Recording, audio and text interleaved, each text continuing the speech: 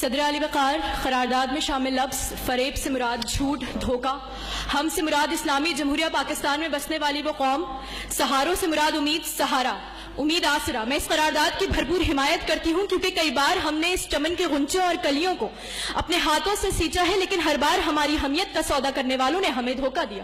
کسی نے ہم سے کہا آؤ سب سے پہلے پاکستان کا نعرہ لگاتے ہیں، ہم نے کہا لبیک۔ کسی نے کہا آؤ قرض اتارے ملک سوارے، ہم نے کہا لبیک۔ لیکن صدر علی وقار، یہ قوم جن سہاروں کی متلاشی تھی، ان سہاروں نے ان کے منہ پر تماچے رسید کر کے انہیں یہ احساس دلایا کہ تم نے فریب کھایا ہے۔ تو پھر صدر علی وقار چلیے میرے ساتھ اور دیکھیے کس نے کس مقام پر کس سے دھوکہ کھایا ہے۔ پینشن کی لائن میں 36 گھنٹے کھڑے رہ کر اپنی زندگی کی بازی ہار جانے والوں نے فریب کھایا ہے۔ حکومتی اداروں سے بھتہ نہ دینے کے جرم میں فیکٹری میں زندہ جلا دیے جانے والوں نے فریب کھایا ہے۔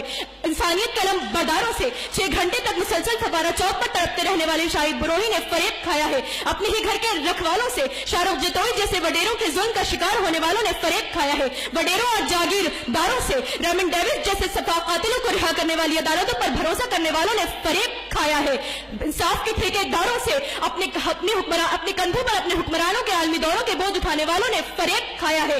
ٹیکس وصول کرنے والے اداروں سے اپنے بچوں کے گلے میں برائے فروخت کا بورڈ لگانے والوں نے فریب کھایا ہے۔ روٹی کپڑا اور مکان کے نعرہ لگانے والوں سے تو پھر مجھے یہ کہہ لینے دیجیے کہ فریب کھایا ہم نے غلط سہاروں کا۔ صدر علی وقار، یہ فریب نہیں تو اور کیا ہے؟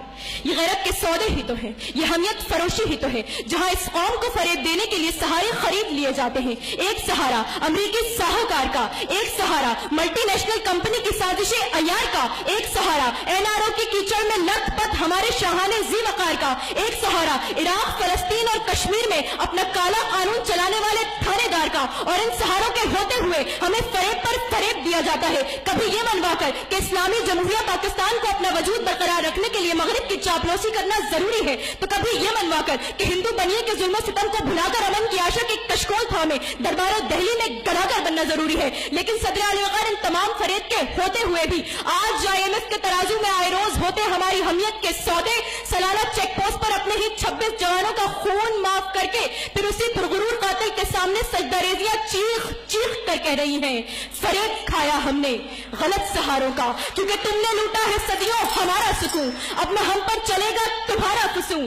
چارہ گر میں تمہیں کس طرح سے کہوں، تم نہیں چارہ گر، کوئی مانے مگر میں نہیں مانتا، میں نہیں مانگتا۔ میں اپنے مخالفین سے کہتی ہوں کہ یہاں آ کر قرارداد میں شامل لفظ غلط سہاروں کی بات کریں، صحیح سہاروں کی نہیں۔ صحیح سہارے ہمارے والدین ہیں، افواج ہیں، ڈاکٹرز اور انجینئرز ہیں، لیکن یہاں قرارداد ہے فریب کھایا ہم نے غلط سہاروں کا۔ تو غلط سہاروں کی بات کی جائے کہ ہاں فریب کھایا ہم نے غلط سہاروں کا۔